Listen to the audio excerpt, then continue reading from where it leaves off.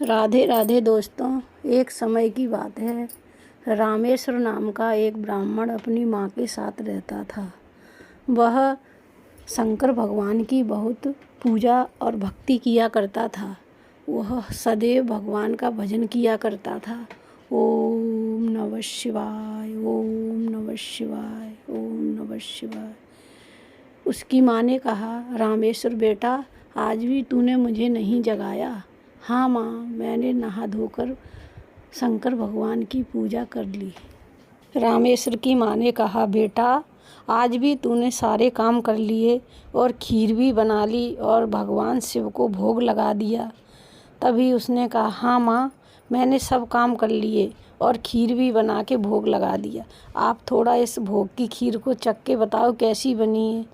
तभी उसकी माँ कहने लगी, बेटा, तेरे बापू इस खीर का भोग शंकर भगवान का लगाते थे। जिस दिन से तेरे बापू गए हैं उस दिन से तू इसका भोग लगाता है। तूने सारी जिम्मेदारी बड़ी अच्छी तरह से निभाई है और मेरे को पता है तेरी खीर बहुत स्वादिष्ट बनी है। इसीलिए तो सबसे पहले भोलेनाथ तेरी खीर का भोग लगाते हैं। तभी रामेश्वर का नियम था, वो सुबह उठकर जल्दी झाड़ू आड़ू लगा लेता था और नहा लेता था। उसके बाद शंकर भगवान को सबसे पहले खीर बनाता था। खीर बनाकर फिर उनकी सेवा किया करता था। इस सेवा से भोलेनाथ बड़े चाव से उस खीर को कैलाश पर्वत पर खाते थे। एक दिन पार्वती ने कहा, प्रभु, आप तो बड़ा आनंद ले रहे हो। रामेश्वर के हाथ की खीर बड़े स्वाद से खा रहे हो। तब भोलेनाथ ने कहा, हाँ देवी, वह बहुत स्वादिष्ट खीर बनाता है, तो उसकी खीर के आगे मुझे कुछ अच्छा नहीं लगता। तभी पार्वती ने कहा, थोड़ी मुझे भी दो। रामेश्वर के हाथ की खीर कैसी बनी है मैं भी चखकर देखूं। तब भोलेनाथ ने कहा, हाँ हाँ देवी, आप भी खाओ। इतनी देर में नंदी और नंदी के गढ़ उनको भांग लेकर आ गए। उन्होंने कहा, लो भोलेनाथ भांग। तब भोलेनाथ ने कहा, अभी तो हम रामेश्वर के हाथ की खीर खा रहे हैं और ये भांग ले जाकर वहाँ पर्वत पे रख दो, कुछ देर बाद हम इसे खा लेंगे। तभी नंदी के गढ़ चिढ़ने लगे और कहने लगे, देखो नंदी, भोलेनाथ ने हमारी तरफ देखा तक नहीं और रामेश्वर की खीर खा रहे हैं। ऐसा क्या करना चाहिए जिससे रामेश्वर की तरफ से ध्यान हटकर हमारी तरफ आ जाए। तभी सभी कैलाश पर्वत से अंतर ध्यान हो जाते। तभी शिवगण पृथ्वी पर पहुंच गए और ब्राह्मण का रूप धारण कर लिया और रामेश्वर के पास पहुँचे। रामेश्वर उस समय बाजार में खीर के लिए सामान खरीद रहा था। तभी उन्होंने कहा, रामेश्वर, हम तुम्हें जानते हैं। रामेश्वर ने कहा, हम नहीं तुम्हें जानते। प्रणाम ब्राह्मण देवता, हम तुम्हारे पैर छूते हैं। तभी नंदी ब्राह्मण रूप में कहने लगा, हम तुम्हें जानते हैं, तुम रामेश्वर हो और भगवान के परम भक्त हो, भगवान भोलेनाथ के परम भक्त हो। तब रामेश्वर ने कहा, तुम तो सब कुछ जानते हो। तभी वो कहने लगे, आप भोलेनाथ क्या लेने आए हो? तो उन्होंने कहा, भोलेनाथ को खीर बनाने के लिए सामान ले रहा हूँ। तब नंदी ब्राह्मण के रूप में कहने लगे, एक काम करो, आप सप्ते में एक बार खीर भोलेनाथ को भोग लगाया करो, क्योंकि भोलेनाथ तुम्हारी खीर खा खा के, आपको नहीं लगता एक चीज़ खाते खाते ऊब जाता है इंसान? ऐसे ही भोलेनाथ तुम्हारी रोज़ सवेरे खीर खा खा के ऊब गए। इसलिए आप सप्ते में एक बार भोग लगाया करो, क्योंकि भोलेनाथ के और भी तो भक्त हैं, जिससे उनका भी प्रसाद ग्रहण कर लिया करें। भोला भाला रामेश्वर बोला, ये तो मुझे पता ही नहीं था कि भगवान भोलेनाथ के इतने सारे भक्त हैं।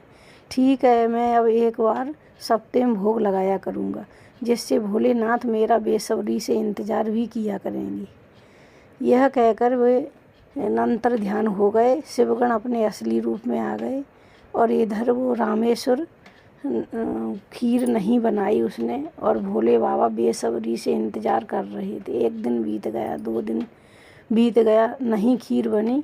एक बार बनी सो भोले बाबा ने बड़े स्वाद से खीर खाई।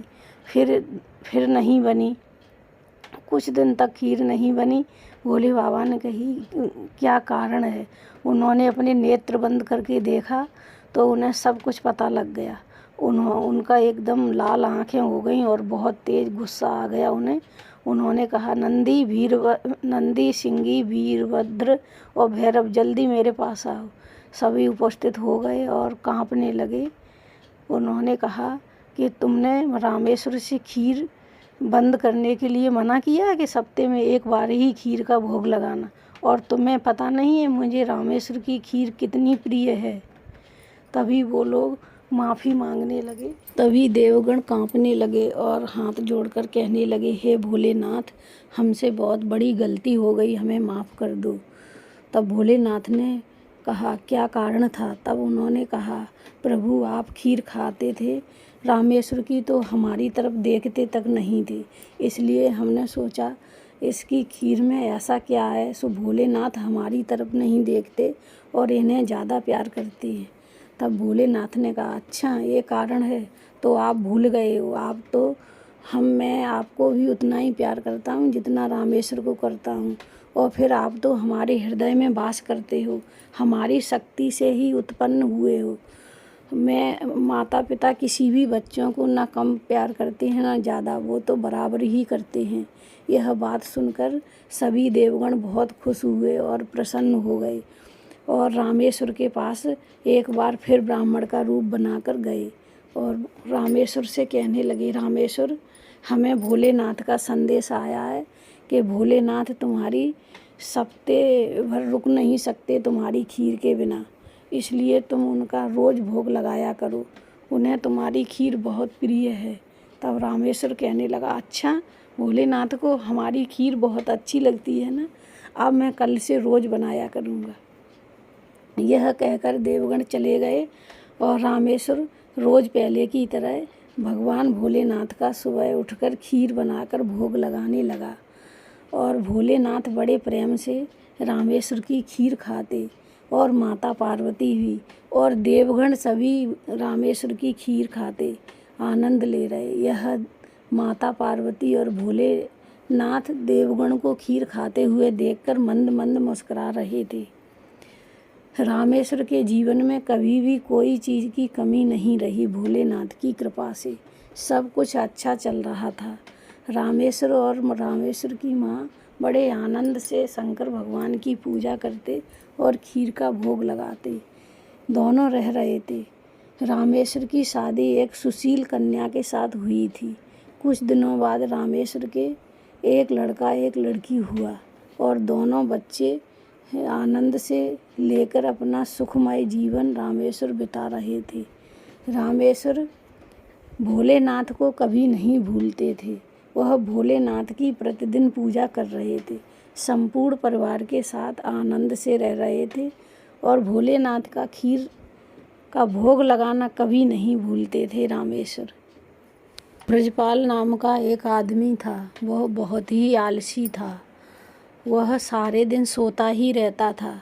उसकी एक पत्नी और गुड्डी नाम की लड़की थी। वह बस एक ही काम किया करता था, भोलेनाथ की सेवा, भोलेनाथ की पूजा। भोलेनाथ की पूजा करके और फिर सो जाता था और फिर अपने इस कारण उनकी पत्नी से बहुत खटपट होती रहती थी। पत्नी कहती थी, अरे जी अब उठ जाओ भी, खेतों में काम करने जाना है। तभी उसकी पत्नी बहुत जगाती है लेकिन वो जागता नहीं है। उसकी पत्नी कहती है, जल्दी जाओ, खेतों में फसल काटनी है और लौटते समय नदी किनारे से सरसों का साग लेकर आना, मैं वही बनाऊंगी। लेकिन उसके कान में जूं तक नहीं रेंगती, वह सोता ही रहता है। तभी पार्वती जी शंकर भगवान से कहती हैं, हे प्रभु, ये कैसा भक्त है तुम्हारा, इतना आलसी है, सारे दिन सोता ही रहता है, सिर्फ आपकी पूजा के अलावा और कुछ नहीं करता। तब शंकर भगवान कहते हैं, हे देवी, इसमें इसकी कोई गलती नहीं है, ये पूर्व जन्म की करनी के कारण हो रहा है। पिछले जन्म में यह गधा था तो मेरे मंदिर के पास बैठा रहता था। जब मंदिर में पूजा होती थी तो यह कान से सुनता रहता था और उसका उच्चारण करता था। और एक दिन सावन मास के महीने में इसकी मृत्यु हो गई, लेकिन इसने मेरी पूजा सुनी थी और उच्चारण भी किया, इस कारण इसे ब्राह्मण का जन्म मिला। और अब उसी पिछले जन्म के कारण एक आलसी है और समय आ जाएगा तब मैं इसे ज्ञान दूंगा। तो यह कहकर तब उसकी पत्नी ने उसे फिर जगाया, उठो, फसल कटेगी, समय से नहीं कटेगी तो पककर झड़ जाएगी, खड़े हो जाओ, तुम्हें खेतों में जाना है। लेकिन वो नहीं खड़ा हुआ, सो रहा अपनी मस्ती में। तो उसकी पत्नी को बहुत गुस्सा आ गया, उसने एक बाल्टी पानी लाकर उसके ऊपर डाल दिया और वो उठकर बैठ गया और दोनों लड़ने लगे। वह लड़ने लगा पत्नी से, फिर लड़ झगड़ के वह मंदिर चला गया। भोलेनाथ के मंदिर में जाकर भोलेनाथ से प्रार्थना करने लगा, हे प्रभु, अगर मैंने आपकी सच्चे मन से पूजा की हो या आप हमारी पूजा से प्रसन्न हैं तो हमें दर्शन दो प्रभु, हमें दर्शन दो, ऐसे कह के और फूट फूट कर रोने लगा।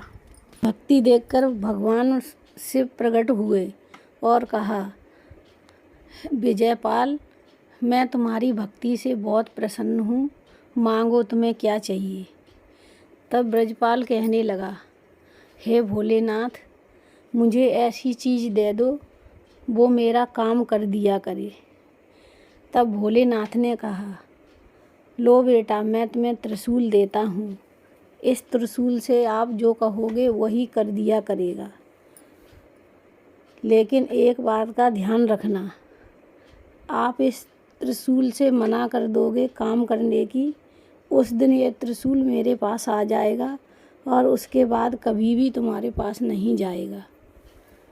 भोलेनाथ वरदान देकर त्रिशूल देकर अंतर्ध्यान हो गए। अब ब्रजपाल त्रिशूल लेकर घर गया और उसने अपनी पत्नी और गुड्डी को बताया। वो ब्रजपाल बहुत खुश हो गया। त्रिशूल से बोल दिया करता था, आंगन में रख दिया करता था कि घर का काम हो जाए, तो घर का काम हो जाता था। और त्रिशूल लेकर खेतों में जाता था तो खेत में त्रिशूल रख देता और कह देता, मेरे खेत का सभी काम हो जाए, तो फसल असल सब कट जाती थी और बह जाती थी। अब विजयपाल ऐसे ही सारा काम कर रहा था।